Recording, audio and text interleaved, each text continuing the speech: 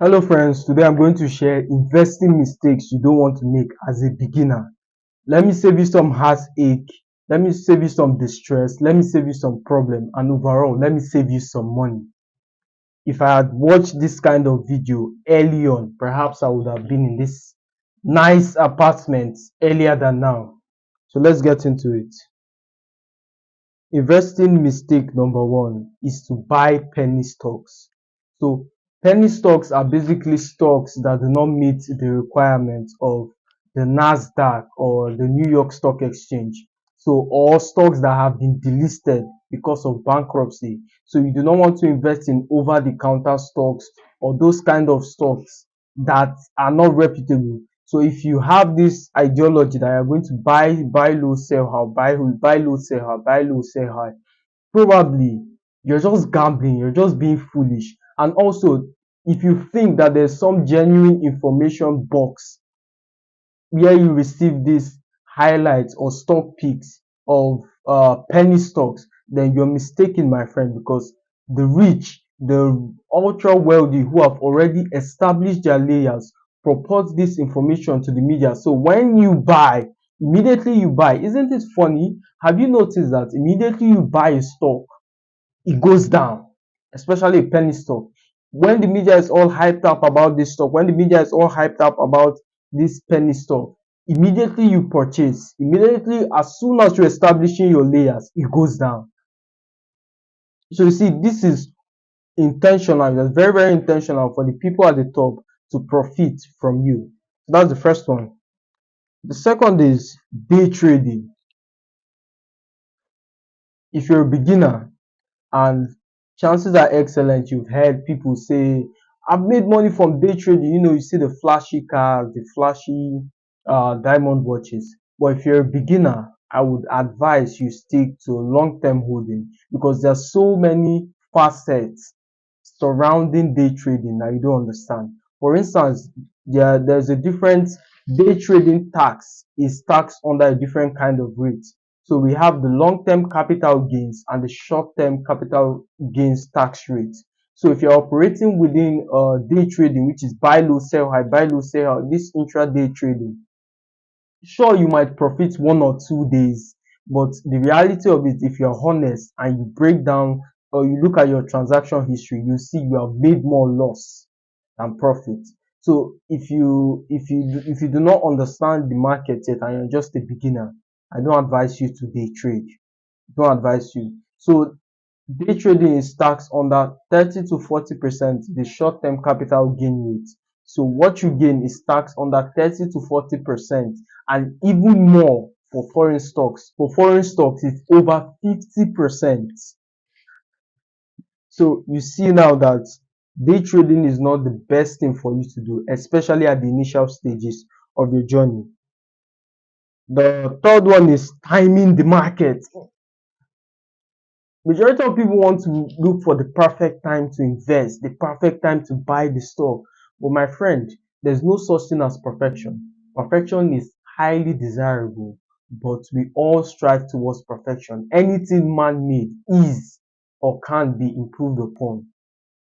So look at what happened 10 years ago. If you were sitting on the sidelines waiting for the perfect moment to purchase, then you would have missed out on the massive gains the S&P 500 produced. So there's no such thing as the perfect time. If you know you're scared or you're uncertain of the market, then uh, invest certain amount daily, like deploying your money. Deploying your money. Say every set of month I'm going to deploy X amount of money into the markets. So that way you do not buy at the lowest. You do not buy at the lowest. You do not buy at the lowest, unfortunately, but you also do not buy at the highest. So that's the first thing for you to do. Deploy your money, invest in assets gradually, like dollar cost averaging.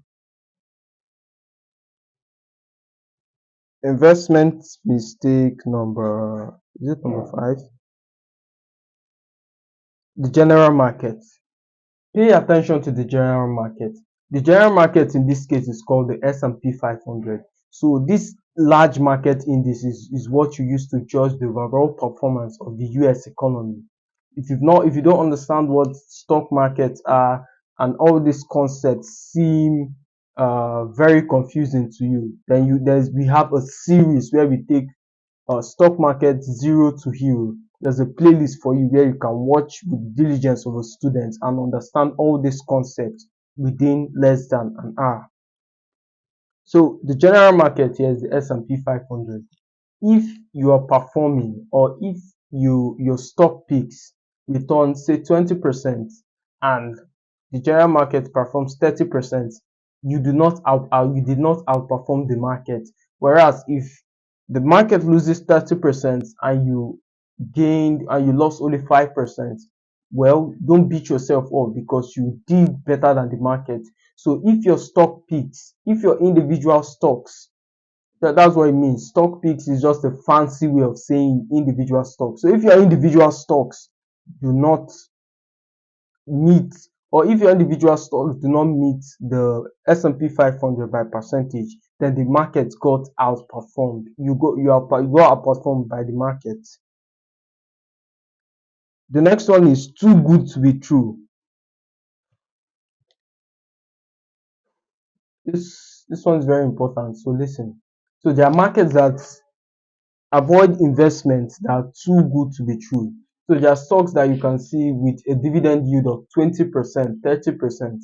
That is an automatic red flag. What happens with those kind of stocks is when you purchase them, the moment you purchase them, either they slash the dividends to something more logical like 2 to 3%, or the they reduce the amount of stock, or they announce or they file for bankruptcy. If they slash the dividend yield, which causes the stock to automatically plummet, so you're losing your capital and you're gaining nothing. The next one is, do not put all your eggs in one basket. So if you put all your eggs in one basket, chances are excellent that you're going to be wiped out. Take Davis Bridal for instance. Davis Bridal filed for bankruptcy in the year 2023, I believe. Their reason, they said love is no longer in the air. For those of you who don't know what Davis Bridal is, their business model is surrounded around selling wedding gowns, selling, event planning, everything that relates to marriage and as you know it. Who would have known that society would degrade up unto the point where marriage no longer becomes a thing of joy? So anyone who would have been optimistic in the early 1900s, where the dream of every man or woman is to get married, would have predicted that feminism and all of these problems would destroy that culture, ultimately making that business less profitable. So, had you been invested all your money in Davis Bridal, you would have been wiped out. Also, there's another problem people have. They diversify in one asset class. For instance, people diversify in stocks and think they are diversified.